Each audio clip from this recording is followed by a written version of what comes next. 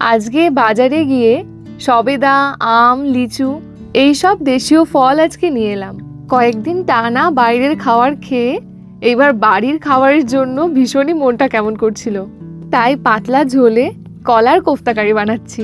এইদিকে আমি রাজমা সেদ্ধ করে এখানে রান্না করে নিলাম, আর এখানে কোফতাটা আগে ভেজে রেখেছি। আর আজকে একদমই অল্প মশলায় একটুখানি শুধু গরম মশলা ফোড়নে দিয়ে কলার কোফতাকারিটা বানালাম। আজকে সকাল থেকেই দিনটা ভীষণই মেঘলা, সকাল থেকে ভালো বৃষ্টিও হলো, তবে এখন আর বৃষ্টিটা নেই। আজকে প্রথমে আগে চললাম দেশীয় স্টোরে, কিছু ভালো দেখে সবজি নিতে হবে। আর এসেই আমি আগে আমটা ভালো পেয়েছি। আমগুলো এত সুন্দর পাকা, আর এখন তো আমেরই মরশুম, এই সময় ভালো আম পেলে তো ছাড়াই যায় না। আম নেওয়ার পরে আরও ভালো দেখে কিছু সবজি টবজিও নিয়ে নেওয়া হলো। এইখানে পেয়েছি সবেদা।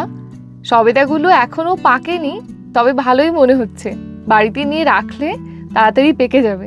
তারপর কত লিচু নিয়ে নিলাম, এই বছরের এই প্রথম লিচু নেওয়া হলো।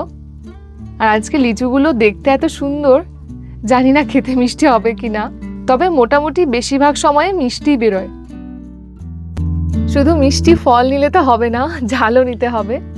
তো এখান থেকে লঙ্কা নেওয়া হলো। আর এখানকার কিছু কিছু বড় লঙ্কাগুলো এত ভালো লাগে, কারণ ওগুলো খুব বেশি ঝাল হয় না, তবে ওই ভাতের সঙ্গে খেতে ভালো লাগে। মানে লঙ্কার স্বাদ পাওয়া যায়, অথচ খুব একটা ঝাল না। বাজার সেরে আমরা বেরিয়ে গেলাম। আর আজকে সারাটা দিনই মনে হচ্ছে মেঘলা থাকবে। তো যাই হোক, আজকের জন্য এখানেই টাটা।